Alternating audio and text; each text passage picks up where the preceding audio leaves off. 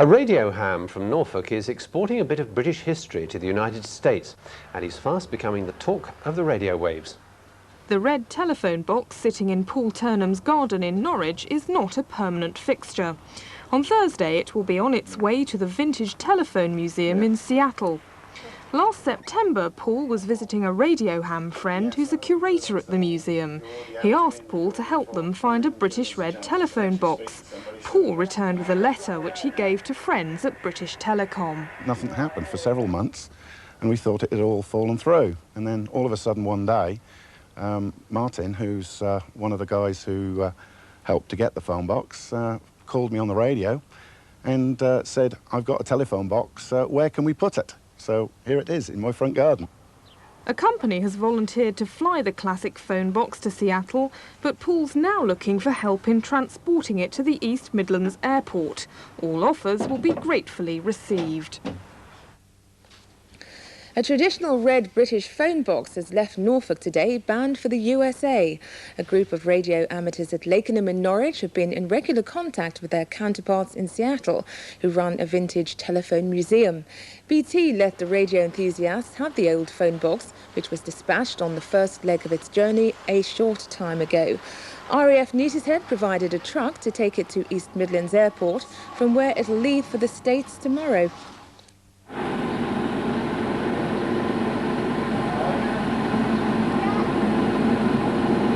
There she go, up she go.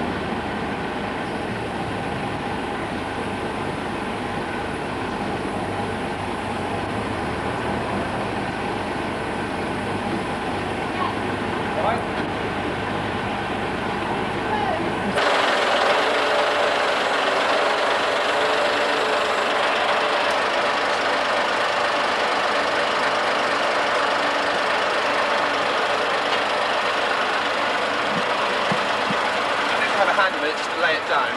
Yeah. Martin, you've got your sleeves on. Martin,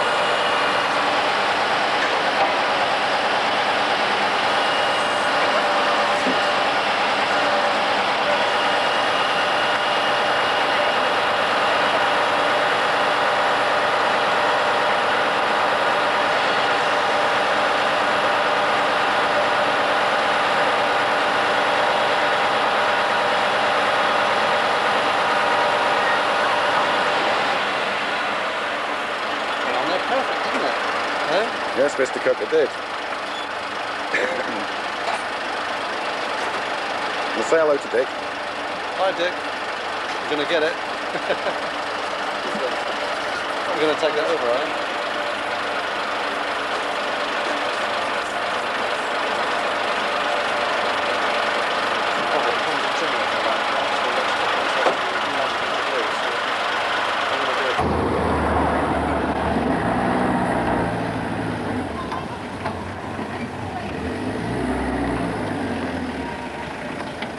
Oh, definite failure there.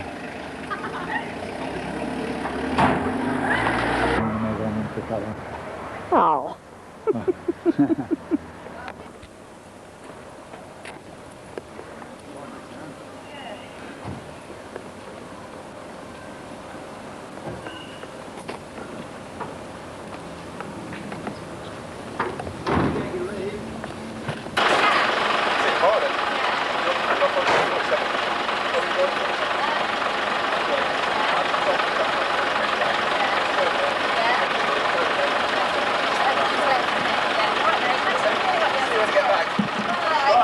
Thank you. Thanks, Paul. Yes. Yeah, bye.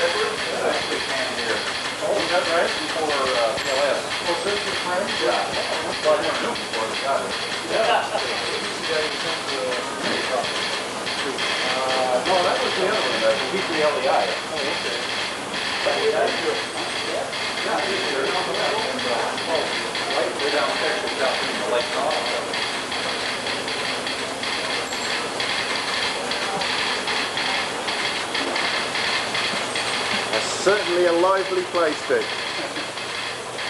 Oh, there's an interesting old oscillator over here.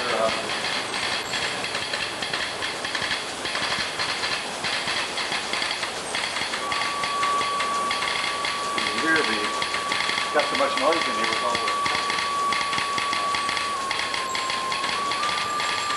That oscillator was put in Wenatchee back in 1926. I didn't use the old tennis ball type tubes, but I found some other types that would work in there that we had spares of.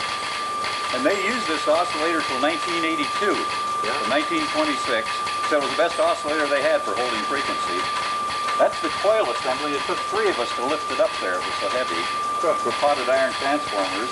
Yeah. The calibration chart for it was last calibrated back in February 25th, 1929, and it's still accurate. Yeah.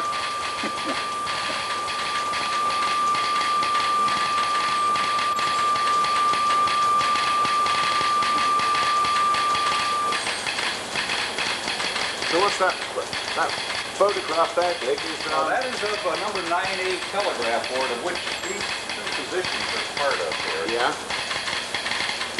And that picture was probably taken back in the very late 1930s, I think, from the people that are in the picture. The only thing that's different in there, this transmission measuring set is a little more modern. But What was that for testing the lines?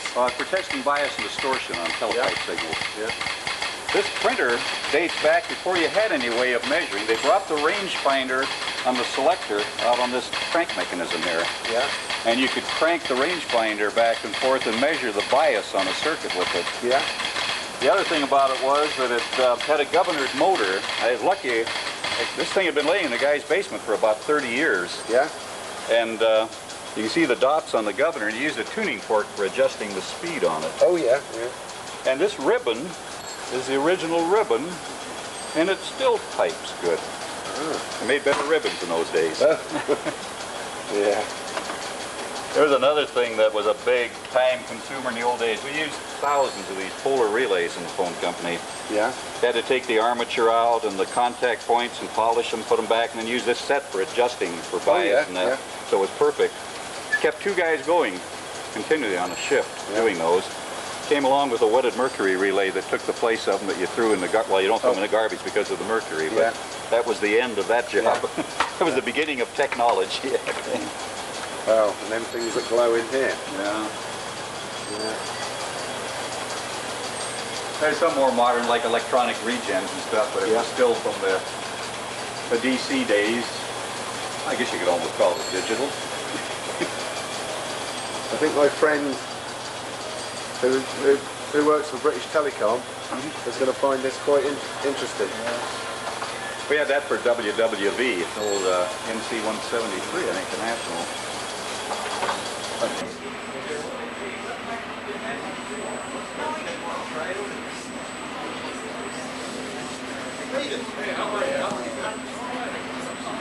Hi there, Al.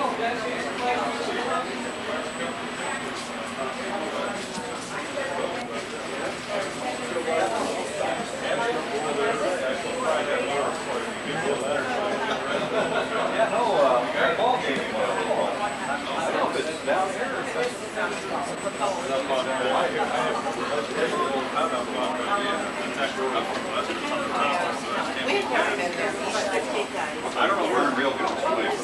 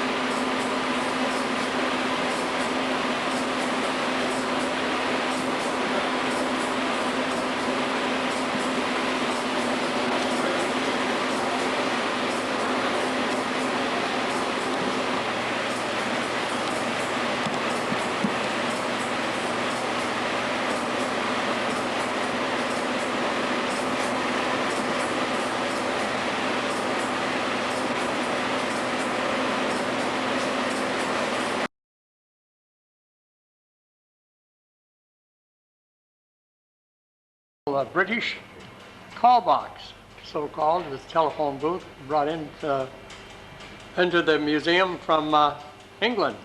And I'd like to introduce to you my good friend, Don Ostrand. Where are you, Don? I'm right here. Don's right here. Don is the curator of this telephone museum here at 7000 East Marginal Way. We have some wonderful equipment in here, and this is a new edition, right, Don? This is the newest that we've got. Would you take a minute or two and tell us how you got it and how you got it here? Well, this all started with Dick Bendixson on his ham radio, and he made contact with two of his ham radio compadres in Norwich, England. And they were planning individual trips to holiday here in the United States, and of course the museum was on their agenda. Sure. So when both Roger Cook and Paul Turnham visited the museum, they talked about how neat it would be to have an English call box. So upon their return, they contacted British Telecom to see if there's a possibility for a donation. Well, it kind of laid dormant for a long time, no answers, no response. And then the next thing that happened, they asked that we write a letter to British Telecom and work on how our museum would be the beneficiary of this type of a donation and that. So we sent off the letter with them, and time lapsed again, and all of a sudden Paul got a contact on the ham radio network from a man at British Telecom, and he said, "Where would you like it? Because I have one we would donate." So British Telecom delivered the call box to Paul Turnham's front garden in Norwich, England. Wow. So now the problem is, how do you get something as big and awesome as this? It weighs about big. 3/4 of a ton. 3/4 of a ton, wow, that's big. And how do you get that across the many miles between England and the United States? So they looked around, they contacted several different freight forwarding companies. They contacted the U.S. Air Force that was in England and see if they could possibly haul it, and they were flatly turned down. They said that the Air Force is not a charitable organization. So, wow, so anyway, they backed away from that, and were thinking of how possibly they could get it transported, and Paul decided to contact John Major, the Prime Minister, to see if he could help. Up in Canada? Oh, no. Oh, no, in England? In Great Britain. Oh, that's right. Yeah. Great Scott. So anyway, they wrote a letter, and like Paul's famous statement is, he can't help unless he knows we need help. So in 3 days, their letter was responded to. Now try that in this country. Boy, I guess. From Paul's story, he said the Prime Minister had contacted the Commonwealth and Foreign Office in London, I believe in London, and they then contacted the British Consulate here in Seattle, who took a look at the various shipments of commerce shipments between the UK and the United States, and lo and behold, the Rolls-Royce Engine Company was shipping 777 Boeing jet engines from Derby, England, to Seattle, Washington. Those are the ones that are made in Russia, right? No, these are all made in England. Made in England, okay. Yeah. But anyway, the next step, Mike Upton in the United States, the British consulate here, contacted one of his friends that works for Rolls-Royce, and they agreed to find a little corner on that airplane to send the booth over to us. I'd say quite a corner. Yeah. 3/4 of a ton? Wow. Well, when you compare it to the size of the 777 engine, this is small business. But I'll bet. So the next project then was making arrangements to get it transported from Norwich to the East Midlands Airport there at Derby.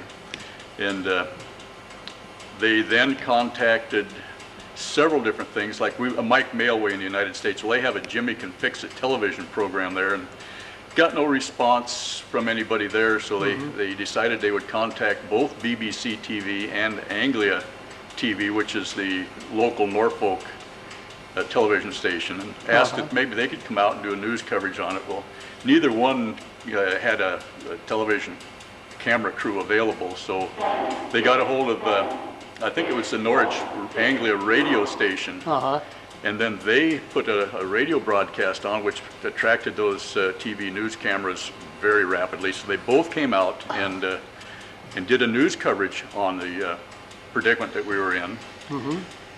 And we do have copies of the video of both those newscasts here at the museum. So that's great. We can refer to them as time goes on. But so one of the, I don't know exactly what his rank was, but the Royal Air Force heard the broadcast and responded that they would be available to haul the booth from Norwich to Derby, or the East Midlands Airport, and said as soon as we get a boom truck, a boom operator, they had a truck driver, as soon as they get a boom operator, they'd come down and pick it up. So the Royal Air Force hauled the booth from Paul and Pearl Turnham's front garden to the airport where the Rolls-Royce engines were loaded. And the interesting thing apart, you mentioned Russia a little earlier. Well, the airplane that hauls the 777 engines is a Russian transport, an Antonov 124, which reportedly is the second largest airplane in the world.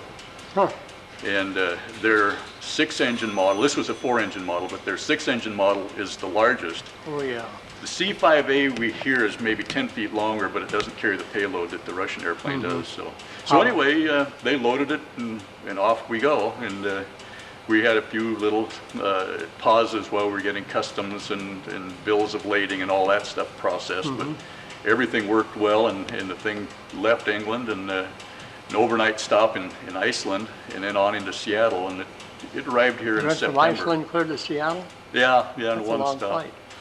And we met the airplane. It was actually on the ground when we got there, but all 4 engines were still running, and the customs folks had just arrived and had just now gone on the airplane. So we got there just minutes after the touchdown and watched the whole thing kind of unfold. And this huge 777 engine comes off first, and we look down the big airplane, can't even see the phone booth. Like a football field, huh? Oh, it's worse than a football field.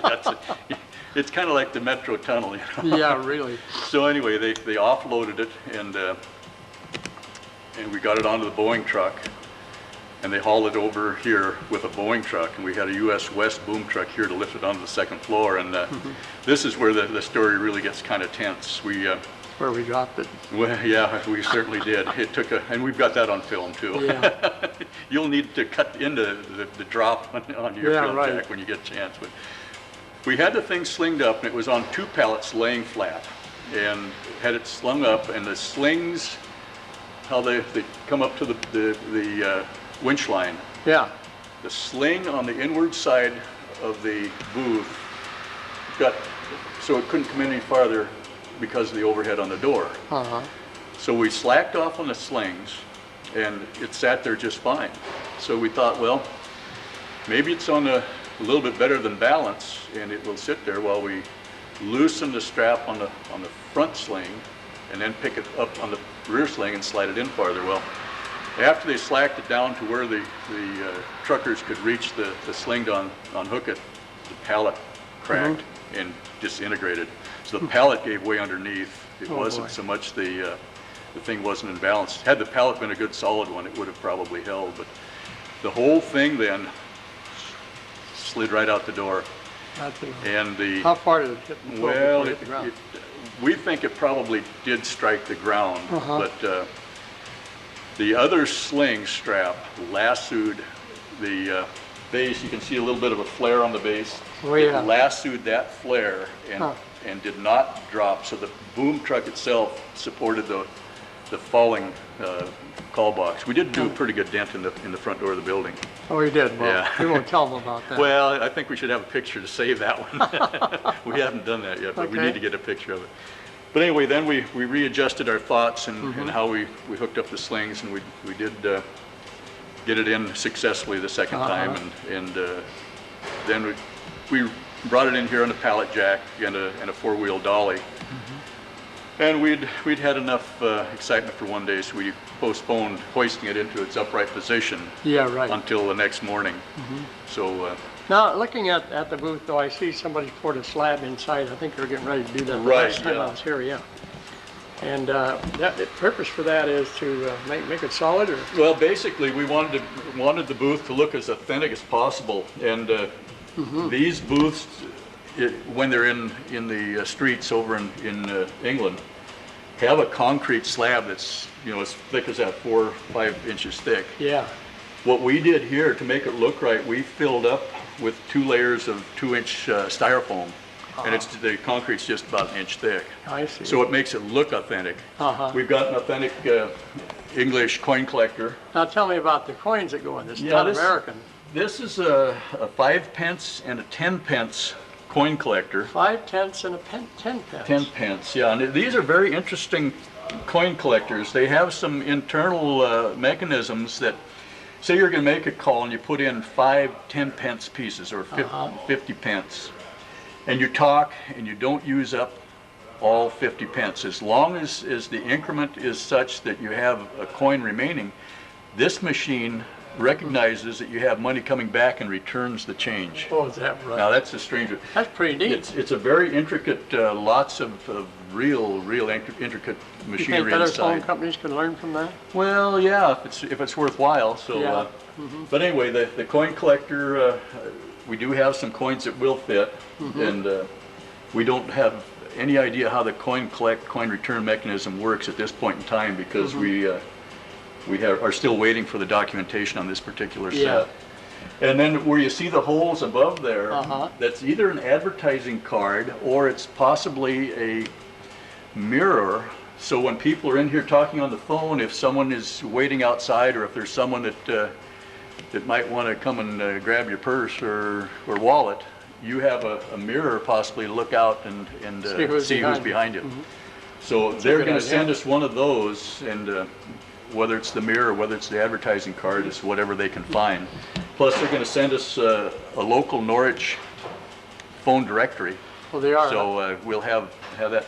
And then each one of these booths have a registration number on it. So they were going to try to research their records to see if they can tell us where this particular booth was located and how long it was in service.